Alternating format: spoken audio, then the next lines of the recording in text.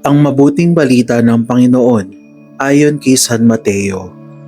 Noong panahong iyon, sinabi ni Jesus sa kanyang mga apostol, "Pumayo kayo at ipangaral ninyo na malapit ng maghari ang Diyos.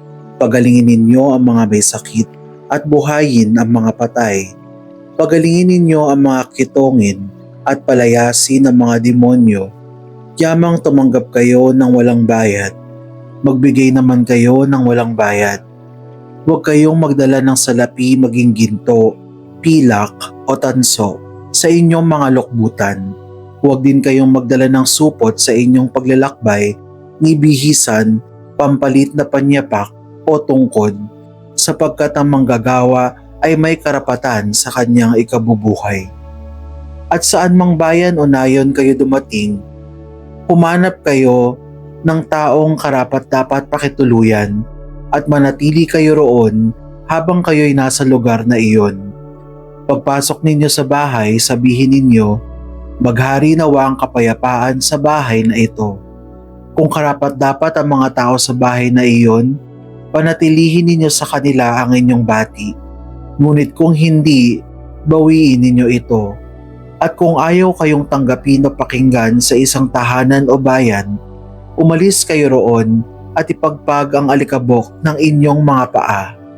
Sinasabi ko sa inyo na sa araw ng paghuhukom ay higit na mabigat ang ipaparusa sa mga tao sa bayang yaon kaysa dinanas ng mga taga-Sodoma at taga-Gomora." Ang mabuting balita ng Panginoon. Pinupuri ka namin, Panginoong Hesukristo.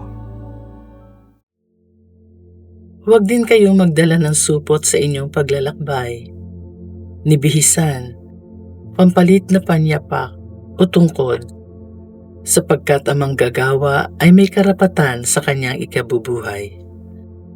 Ang mahalagang pinahahayag sa atin ng Diyos sa araw na ito ay huwag nawa tayong mag-alala habang tayo ay nagmimisyon. Minsan kasi, itong pag-aalala ay isa sa mga nagiging problema at pumipigil sa atin para ibigay natin ng maluwag at buong-buo ang ating mga sarili. Isang paalala palagi sa amin, walang lingkod ang Diyos na kanyang pinabayaan. Sa aking karanasan bilang lingkod ng Diyos, tunay na hindi naman siya nagkukulang sa pagbibigay ng aking mga pangangailangan. Ano lang ang mahalaga? Magtiwala sa Kanya at ibigay ang sarili sa pagtugon. Mararanasan mo ang pagpapala na magbibigay ng lakas para makapagpatuloy sa misyon.